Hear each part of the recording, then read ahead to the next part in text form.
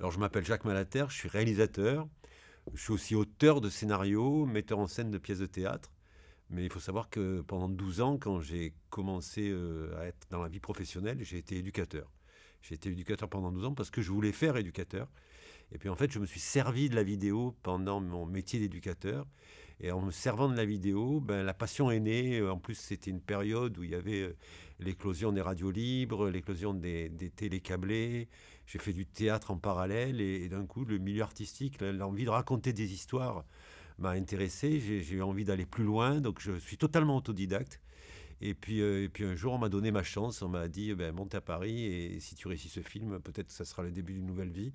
Et mon premier film, je l'ai fait sur le théâtre équestre Zingaro, sur Barthabas et les fous furieux qui l'entouraient, à Aubervilliers en 1991. Et depuis, j'ai fait plus de 100 films, aussi bien des documentaires que des fictions, que des longs métrages et que des mises en scène de pièces de théâtre. En 2001, France 3, alors que je suis bankable à TF1, France 3 m'appelle et me dit, voilà, tu as fait des documentaires, tu as fait de la fiction, on aimerait faire un documentaire fiction, c'est un peu un espèce de nouveau genre que tu pourrais inventer sur les origines de l'homme. Sur les origines de l'homme, et tu pourrais travailler avec Yves Coppens, le célèbre paléontologue qui a découvert Lucie. Donc j'ai rencontré Yves Coppens et on s'est tout de suite entendu parce que Yves était un grand visionnaire et tout de suite il a dit, attendez-moi, si je suis à 20h30 à l'image, on ne va pas faire d'audimat. Par contre, si on met nos ancêtres à l'image à 20h30, on va faire de l'audimat. Et d'où l'idée de pousser au maximum l'idée de la fiction dans le documentaire, c'est-à-dire de raconter la grande histoire par la petite histoire. Et donc voilà, on a travaillé pendant 2 ans à l'écriture du scénario, à se dire, mais ok, Yves m'a promené dans le savoir, parce que bien évidemment, moi, ce qui m'intéressait, j'adore les films qui me font peur. J'adore quand un film me réveille la nuit. Et je n'y connaissais absolument rien. Je mélangeais Néandertal et Cro-Magnon. Lucie, pour moi, c'était une chanson des Beatles.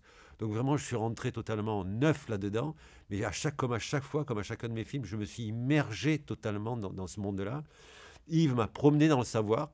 Et puis après m'avoir promené dans le savoir, il m'avoir donné les notions essentielles pour pouvoir raconter ces histoires-là, l'histoire de nos ancêtres. Il m'a lâché la main, il m'a dit maintenant, voilà, cours vers l'imaginaire, va vers là où la science nous interdit, nous les scientifiques, c'est-à-dire vers le rêve, et à travers ce rêve, raconte-nous la science. Et donc voilà, j'ai raconté cette science-là, et ça a été, c'est vrai, un raz-de-marée au niveau de l'audience. On ne s'attendait pas à ça, parce que pendant 2 ans, moi j'ai fait ce film-là, donc il y a eu beaucoup de travail, beaucoup de répétitions. Et l'Odyssée de l'Espèce a été un raz-de-marée. En France, il a fait 9 millions de téléspectateurs, ce qui est le meilleur audimat, un des meilleurs audimats de France Télé depuis sa création, et qui le restera, puisque maintenant, avec toutes les autres chaînes de télé, hein, c'est des audimats qu'on n'atteint plus. Et dans le monde entier, il a fait une carrière, et il continue à faire une carrière. C'est-à-dire qu'on doit être à des centaines de millions de téléspectateurs. Et il continue toujours à passer dans les écoles, les collèges. C'est un outil fabuleux pour les enseignants, pour montrer cette période-là qui est assez complexe pour les élèves du primaire et les sixièmes, pour raconter cette période-là, qui est comment l'homme est né, nos origines, et en même temps c'est porteur de grandes valeurs, c'est porteur de valeurs d'humanité. Alors on peut dire que l'Odyssée de l'Espèce a mis à la mode la préhistoire. Aujourd'hui, il n'y a pas un département qui n'a pas son centre ludo-préhistorique, et la préhistoire est devenue à la mode. On le voit dans les journaux, tous les journaux de science font chaque fois souvent leur une avec Néandertal, avec Homo sapiens, etc. Moi je crois que ça arrive aussi dans une période trouble, où on est un peu perturbé par ces guerres, par ces économies qui vont mal, par l'écologie qui va mal, alors que nos ancêtres finalement étaient porteurs de valeurs de paix. Il n'y a pas de guerre, la préhistoire n'aime pas la guerre, on n'a pas trouvé des traces de charniers. Il était porteur de valeurs d'accueil, il accueillait l'étranger parce que la vie était la vie avant tout, l'autre n'était qu'un cousin. Et bien évidemment, il vivait en harmonie avec la nature. Il était dans la nature, il était la nature. Et je crois que dans notre société où tout est un peu perturbé, ben c'est rassurant pour les gens de se dire qu'on vient de là. Et avec Yves Coppens, on aimait citer ce proverbe africain qui dit, quand tu sais plus où tu vas, arrête-toi, retourne-toi, regarde où tu viens. Et je crois que ces films sur la préhistoire nous permettent de regarder d'où on vient. Et finalement, d'apprendre notre passé, ça permet peut-être mieux vivre notre présent, de comprendre notre présent pour mieux préparer notre futur. Et je crois que c'est les gens, en venant voir la préhistoire, c'est ça qui racontent au fond d'eux-mêmes. C'est rassurant de se savoir tous cousins sur la planète. Alors après l'Odyssée de l'Espèce, il y avait plein d'autres choses à raconter. Du coup, on a fait un opus 2, 2 ans après, qui s'appelait Homo sapiens. Donc là, qui racontait vraiment notre espèce humaine sur 300 000 ans. Nous, les Homo sapiens, l'homme qui sait. Puis après, on s'est dit, Et si on faisait, c'est 2 ans après, le néolithique. Le néolithique, c'est moins 10 000 ans, moins 15 000 ans, moins 10 000 ans, moins 2 000 ans. C'est le moment où l'homme se sédentarise. Il se sédentarise et on va s'apercevoir qu'il invente un peu tous les ennuis, quoi, parce qu'il invente la propriété. En inventant la propriété, il invente le vol. En inventant le vol, il invente la police. En inventant la police, il invente le pouvoir. En inventant le pouvoir, il invente les guerres. Donc voilà, c'est un peu Yves Coppens et Jean Guilaine, avec qui on a travaillé, qui était un spécialiste du néolithique, disait c'est le début des emmerdes, en fait. Et puis après, voilà, on s'est arrêté parce qu'on avait fait un peu le tour. On n'allait pas commencer les Gaulois, les Romains, pour venir jusqu'à aujourd'hui. Et en 2010, j'ai eu envie de faire une tout-fiction. Je me suis dit, c'est mon dernier film sur la préhistoire.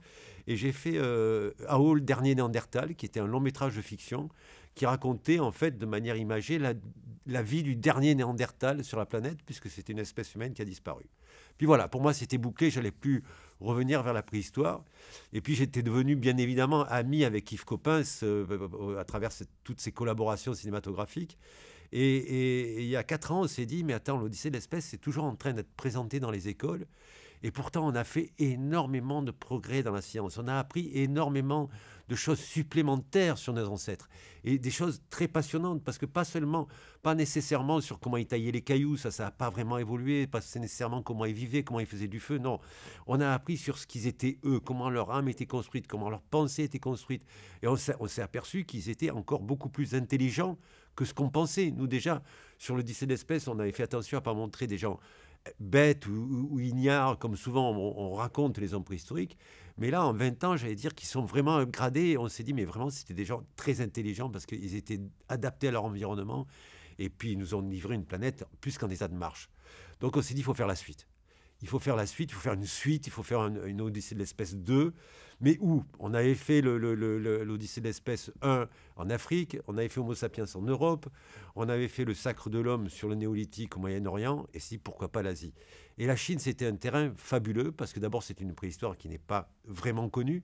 C'est une préhistoire, pour le réalisateur que je suis, qui offre des paysages qui vont de la forêt équatoriale jusqu'aux plaines glacées, aux steppes de la Mongolie.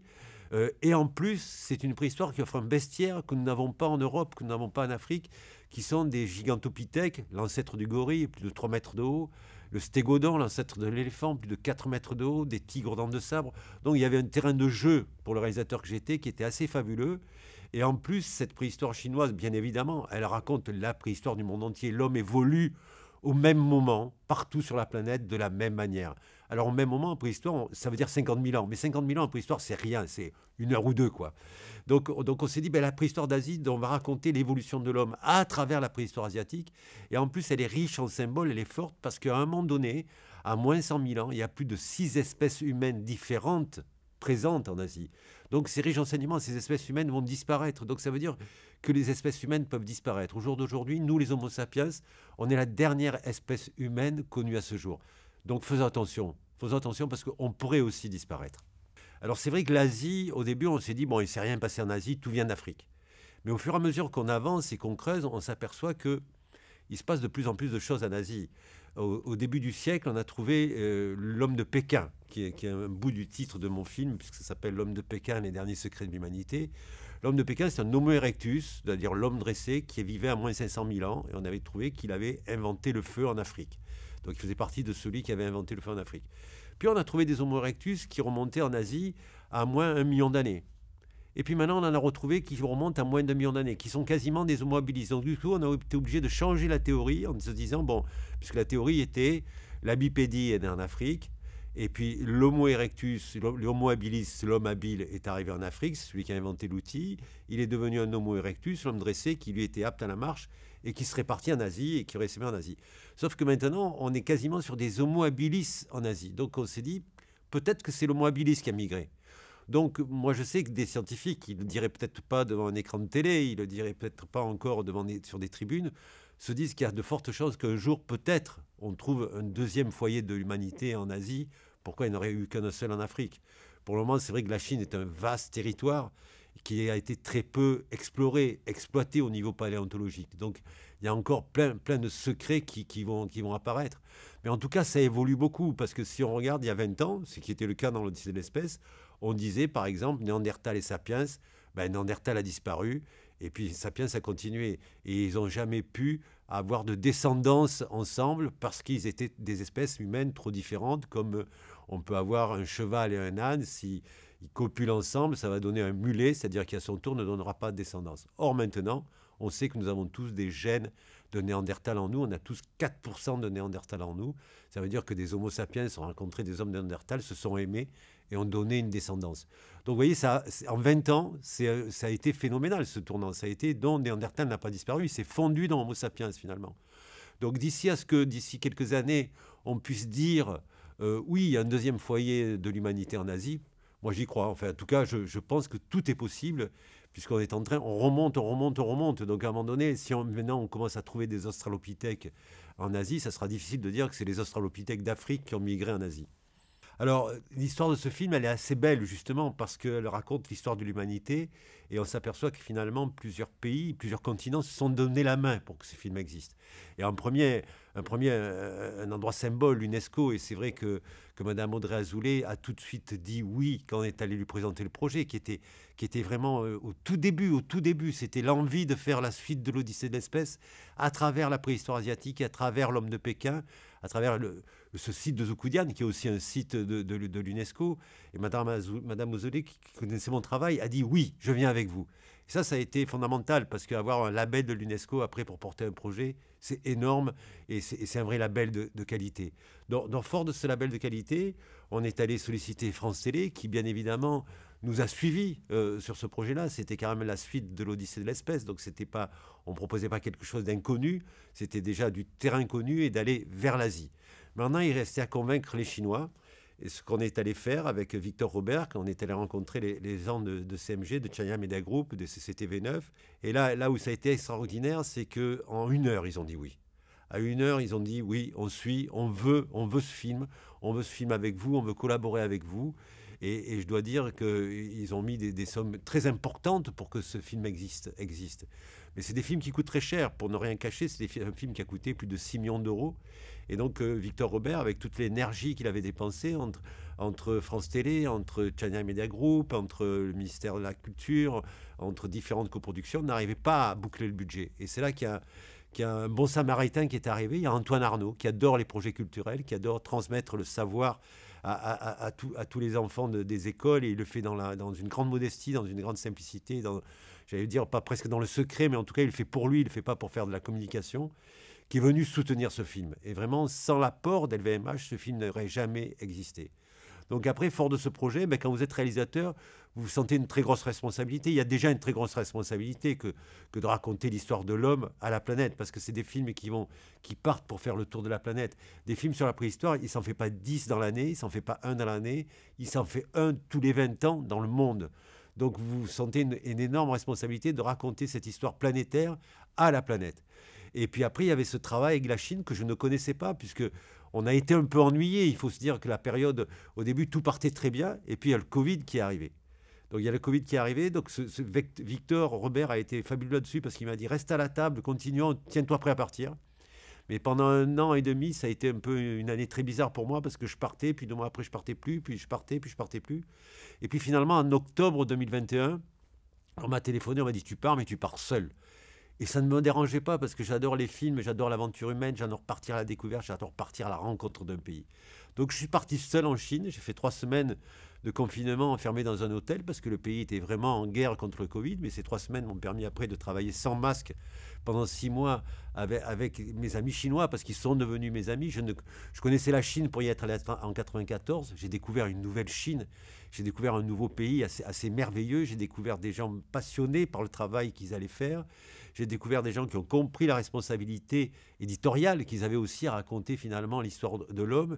Donc voilà, il y a une espèce finalement d'histoire fabuleuse qui s'est créée, une aventure humaine extraordinaire. Moi j'aime toujours dire que quand l'aventure humaine est réussie, le film n'est pas loin de l'être. Et finalement c'est un peu ce vieux film qui s'appelait Si tous les gars du monde se donnaient la main, on s'est tous donné la main pour raconter l'histoire de l'homme. Et aujourd'hui, les derniers secrets de l'humanité, voilà, sont là, ils sont prêts à partir. C'est un peu comme un enfant à qui on va lâcher la main, qui va courir et qui, j'espère, va répandre cette bonne nouvelle à travers la planète. Alors, jouer un homme préhistorique, je crois que c'est pour un acteur, c'est ce qu'il y a de plus difficile. D'abord parce que si demain il fait un flic, si demain il fait un toubib, il va dans un hôpital, il va dans un commissariat, il peut voir ces gens-là évoluer, il peut les comprendre. Mais par contre, là, il faut qu'il joue un homme préhistorique. C'est-à-dire qu'il va falloir qu'il réveille l'homme préhistorique qui est en lui. Alors on est tous préhistoriques, on est encore tous préhistoriques. On n'efface pas 2 millions d'années de préhistoire avec 10 000 ans de sédentarité. Pour preuve qu'on est tous préhistoriques, c'est qu'un bébé né, ben, il va découvrir le monde avec ses sens, comme l'ont fait nos ancêtres. Il va goûter, il va sentir, il va toucher. C'est la société après qui va essayer de le cadrer. Dans le monde entier, quand on voit un feu dans une cheminée, quand on voit un feu dans un barbecue, 10 personnes s'arrêtent de parler et regardent ce feu comme si c'était le meilleur spectacle qui existe. C'est pas que c'est le meilleur spectacle qui existe, c'est que dans nos gènes, on porte encore cette protection du feu. Protéger le feu pour protéger la vie.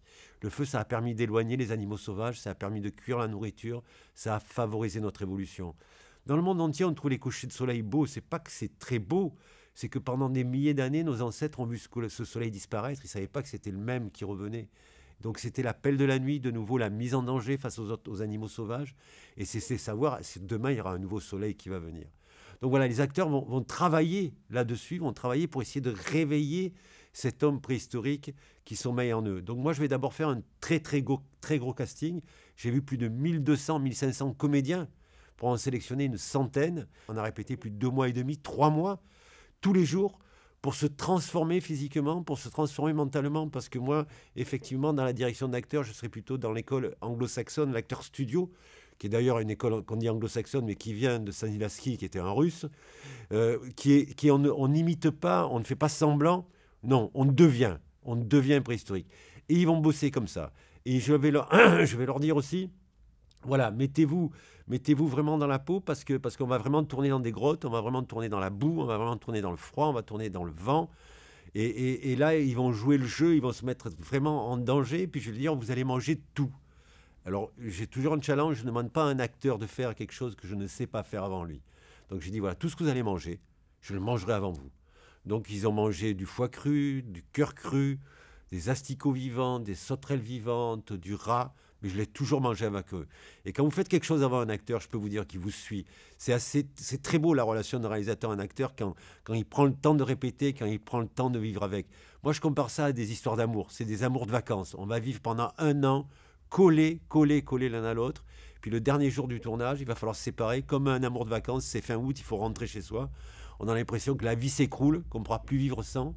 Et puis la vie continue. Et il y aura d'autres histoires d'amour qui vont venir. Donc ces acteurs-là ont fait un travail fabuleux et Meng Lingong a fait un travail fabuleux à tel point que quand je l'ai vu évoluer, je me suis dit, mais elle peut porter plusieurs personnages. Et dans le film, elle va jouer 3 personnages. Elle va jouer un Homo erectus qui est vieux de plus d'1 million d'années. Elle va jouer une chamane sapiens qui est vieux de plus de 200 000 ans. Et elle va jouer une sapiens qui est en Sibérie, qui a 30 000 ans. Et elle va devenir ces 3 personnages à tel point qu'on ne la reconnaît pas. Et elle va aussi subir la transformation d'un Homo sapiens d'aujourd'hui en erectus d'hier, parce que ça demandait aux acteurs 4 heures de maquillage par jour pour devenir Homo erectus. C'est-à-dire qu'on a fait des prothèses à leur mesure, qu'on colle tous les matins sur le visage, qu'on peint pour que ça ait la couleur de la peau, on y colle les poils, on met les fausses dents, tout ça, ça prend 4 heures avec une rampe de 8 maquilleurs. Donc vous calculez, on est à 1 heure des décors parce qu'on est dans des vrais décors nature. Donc on fait 1 heure de 4x4, on part à 2 heures du matin, on arrive à 3 heures du matin sur le décor, on se met maquillé, on peut commencer à tourner à 7 heures du matin, on finit de tourner à 6 heures du soir, et là il y a 1 heure et demie de démaquillage, et on peut rentrer à l'hôtel. Donc c'est vraiment un don qu'ils ont fait de leur corps, de leur âme, pour pouvoir raconter cette histoire, pour pouvoir transmettre le savoir au plus grand nombre. Et c'est ça qui est beau, parce qu'ils ne peuvent même pas dire « Oh, c'est un film, je vais devenir une star », on ne va pas les reconnaître. Même leurs parents peut-être ne les reconnaîtraient pas tellement ils sont maquillés. Donc c'est vraiment l'acte du jeu, avec la plus grosse générosité pour transmettre ce que nous avons été aux gens d'aujourd'hui. Alors bien évidemment, quand on se penche sur la vie de nos ancêtres, on s'aperçoit qu'ils étaient plein de choses, mais il était tellement naturellement qu'on ne peut pas leur coller des mots. Bien sûr qu'ils étaient écologistes, mais ils vivaient avec la nature, ils étaient la nature. Donc pour eux, il n'y avait pas cette position de se dire comment je me positionne avec la nature, puisque je suis la nature. Dans leur rapport avec les hommes et les femmes, ils n'étaient pas féministes, parce que pour eux, c'est celui qui avait du talent, c'est celui qui savait montrer le chemin, qui devenait un espèce de chef virtuel, pas un chef de pouvoir. Donc si la femme chassait aussi mieux que les autres, si la femme guidait mieux le groupe que les autres, elle était chef. Et puis si c'était un homme, c'était un homme. Mais on n'avait pas appris à se détester, à s'imposer. Il n'y avait pas cette course comme ça à travers le pouvoir. Et il y avait aussi une chose qui est très très belle, qui venait tout simplement du fait que le sentiment de paternité, le fait de se dire père, n'arrive que très tard pour l'homme. Ça arrive au moment donné où il devient sédentaire. On pense que ça arrive à moins 5000 ans, moins 6000 ans, quand il fait de l'élevage, qu'il regarde ce qui se passe avec les lapins, et se dit, tiens, c'est un peu la même chose que je fais avec ma femme, ou c'est la même chose que je fais avec mon mari, et ça donne des enfants. Donc ça veut dire que jusqu'à cette période-là, quand une femme donne un enfant, c'est le fruit, c'est comme un fruit sur un arbre. Et pour l'homme, parce que c'est très complexe d'imaginer de faire quelque chose avec une dame, ou que cette dame fait quelque chose avec un homme, d'imaginer que 9 mois après, ce qui sort du ventre, ça appartient à cet homme-là. Surtout que peut-être il y a eu d'autres partenaires au milieu avant. Donc ça veut dire que tous les enfants sont leurs enfants. Et ça change complètement la donne. C'est-à-dire que pour eux, l'autre n'est plus un rival. Au contraire, il est porteur de vie. Donc s'il est porteur de vie, on l'accueille et on l'accepte. Et pour avoir fait des films avec des ethnies dans le monde entier, ben, par exemple, quand vous allez au fin fond de la Mongolie, le nomade mongol, vous ne frappez pas avant d'entrer. Parce que si vous frappez avant d'entrer dans sa yourte, ça veut dire qu'il n'est pas prêt à vous accueillir. Et quand vous allez rentrer dans sa yourte, vous êtes l'étranger, donc vous êtes celui qui est fragilisé par rapport au milieu. Donc vous allez recevoir ce qu'il y a de meilleur, ce qu'ils ont de meilleur à manger pour eux. Vous allez au pôle Nord, je suis allé tourner à Clouchoursouark, dans le village le plus difficile d'accès du pôle Nord. Là, ils vivent sans police, sans mairie. Ils se sont interdits d'eux-mêmes l'alcool parce qu'ils se sont dit ça va nous détruire. Et par exemple, les familles ont beaucoup d'enfants et vous leur dites mais ils jouent sur la banquise, c'est hyper dangereux. Ils vous disent non, mais tous les enfants sont nos enfants. Donc on surveille tous les enfants du village. Et quand un enfant disparaît dans une famille, qui a 2 enfants, s'il y en a un qui disparaît, celle qui en a 4 va en offrir un à l'autre famille. L'enfant qui va venir dans cette famille saura que ses parents géniteurs sont à côté et ses parents qui les élèvent sont là. Parce que tous les enfants sont leurs enfants. Donc ça a donné à la préhistoire une société finalement très pacifique. On n'a pas trouvé de charnier, donc on n'a pas de preuve de guerre à la préhistoire. Pour l'instant, voilà, c'est comme ça. Les femmes avaient leur place jusqu'à ce moment qu'elles élèvent les gamins et puis après, elles repartaient chasser parce qu'ils avaient déjà inventé aussi, on l'a trouvé dans les traces préhistoriques, la nurserie. Voilà, la notion de chef, c'était plutôt la notion de guide et pas de chef. De guide qui permettait d'aller plus loin, qui permettait au clan de survivre et de mieux vivre. Et puis, il y avait cette acceptation de l'autre, c'est-à-dire qu'ils se sont croisés, ils étaient fondamentalement différents, mais cette différence, au lieu d'en avoir peur ou au lieu de l'exclure, ils ont fait leur, ce qui a expliqué, par exemple, que Néandertal s'est fondu dans la société d'Homo sapiens. Donc oui, en montrant comment vivaient nos ancêtres, je crois qu'on fait un film, je ne voudrais pas utiliser le mot politique, parce que c'est pas de la politique, non, c'est de la science de vie. On fait un film qui est porteur d'humanité, de pacifisme et de rapport avec la nature totalement vrai et respectueux.